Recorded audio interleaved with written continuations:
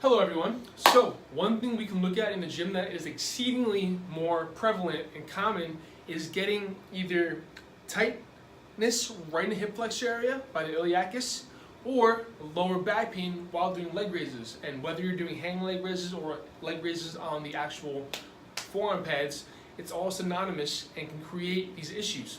Now, the reason we have issues is because when we're doing knee flexion, most of the time, you guys see me? I'll lower it a little bit. So, start that again. If you can see me, my hips. When we're hanging here, whether it's here or on the forearm pads, and we're doing leg raises, what we rely on is this mechanism of swinging like a pendulum to get our hips up or our femur up towards our chest. Now the issue is we never really pass about 90 to 95 degrees, and that puts more emphasis on our hip flexors rather than our abs. And while we do this to get up, our rib cage flares up, our hips or pelvis goes into anterior tilt, and then we rely on momentum to get our femur, tibia, and all of our foot back up here, and that puts way too much stress on the ilio, psoas, and other hip flexors.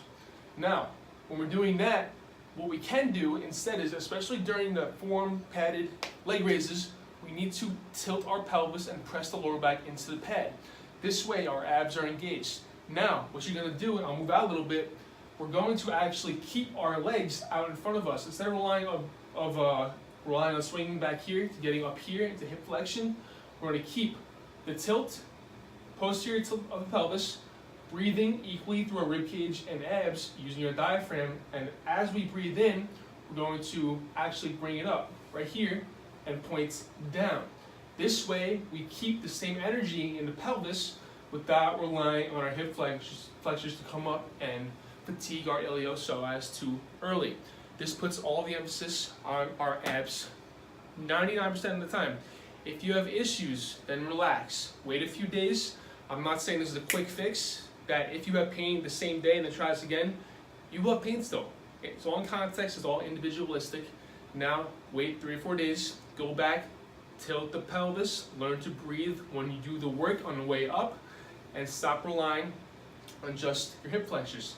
Now, what we also need to understand is doing this solely will not just automatically give our abs the best advantage of, in this workout.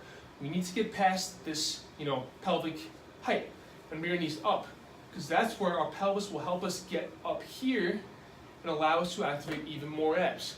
Still, even when this is tilted here and we bring our knees up here, this is not fully reliant on the abs to do the work. We need to actually get the abs subjected to stimulus and stress them by bringing your knees up and allowing some crunch mechanism as we go up into a leg raise. Now, it's my 2 cents, it's my firm opinion, and being that I've seen this happen multiple times, I like to speak about it.